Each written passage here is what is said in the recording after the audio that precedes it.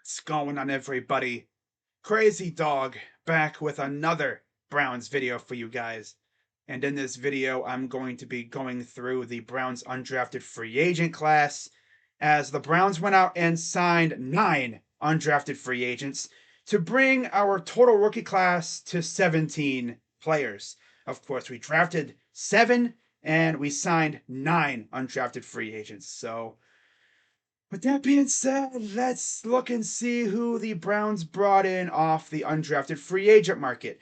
Now, before I get into this, be sure, as always, to hit the like button, subscribe, hit the bell, as it's officially Browns camp season. So videos are going to be coming out at a regular pace throughout the off season. There might be times where I post a propaganda video just gassing up my team.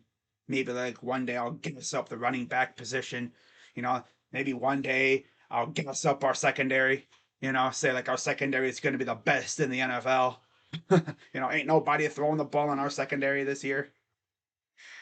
But yeah, let's get into our 2023 undrafted free agent class as of today, because they could always add more players and they could always take away players too. Maybe when they sign an actual free agent, maybe they cut somebody. But let's take a look at the list as provided by the Orange and Brown Report on 247sports.com. Shout out to them over there, doing all this hard work, keeping us informed and stuff. But as you can see, they went all over the board with their undrafted free agent signings. They went offense and defense, mostly defense. In fact, 98% defense, as the only offensive players that they signed were running back Hassan Hall from Georgia Tech and tight end Thomas Greeny from Albany. Now, on the defensive side, they got a couple defensive ends in Lonnie Phelps from Kansas and Jeremiah Martin from Washington. They got a couple linebackers in Mohamed Diabate from Utah and Charlie Thomas from Georgia Tech.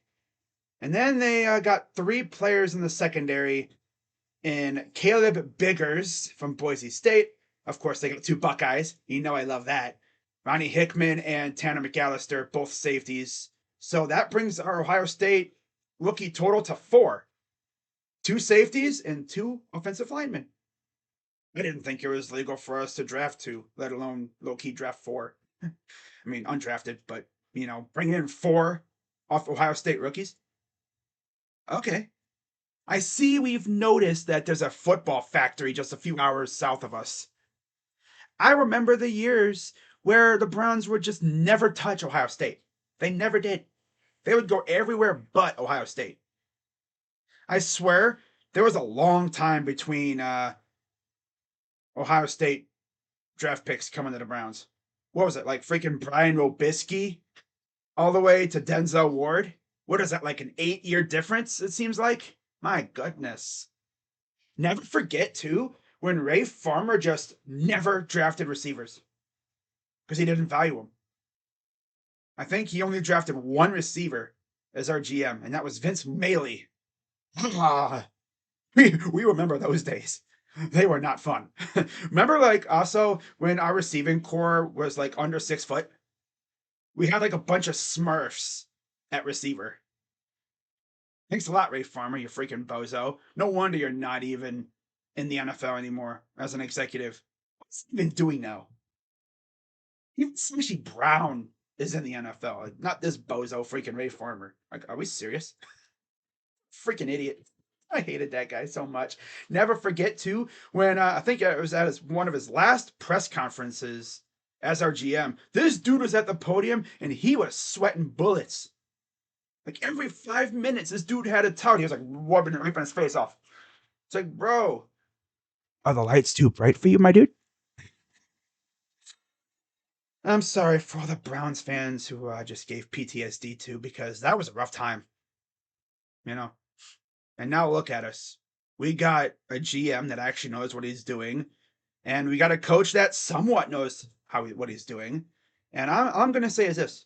This is a make or break year for the guys, because if they fail again, trigger happy Jimmy Haslam is going to pull the trigger possibly and get rid of these guys.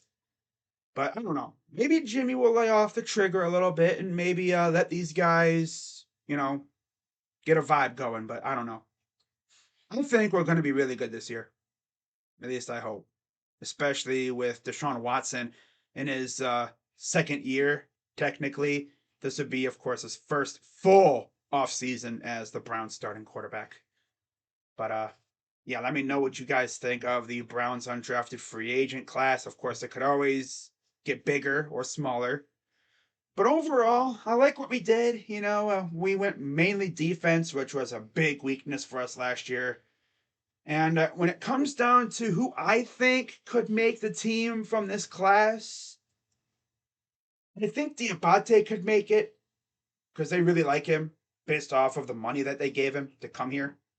I would love to see Hickman or McAllister make the team. That'd be great. I think of the two, I think ooh, do I really trust Hickman? Yeah, why not? Yeah. I'll give the edge to Hickman there. I think Biggers could make it. I don't really know. Cornerback is a deep spot for us. And as for the offensive guys, Hassan Hall, he's going to have an uphill battle. Thomas Greeny might be able to latch onto the practice squad, but other than that, I think when it comes down to it, I think Ronnie Hickman can make it, Diabate can make it, and maybe like Lonnie Phelps. Maybe. My dog even agrees. But with that being said, guys, I'm gonna wrap this up, and I'll see you guys tomorrow as I will be resuming NBA playoff live streams. That's gonna be fun. I decided not to stream NBA playoff games, just to take a little break, unwind from the NFL draft chaos. And I'll be back tomorrow for more NBA playoffs. So let's freaking get it. With that being said, I'm Crazy Dog. Let's go, Blues. And I'm out. Bye-bye.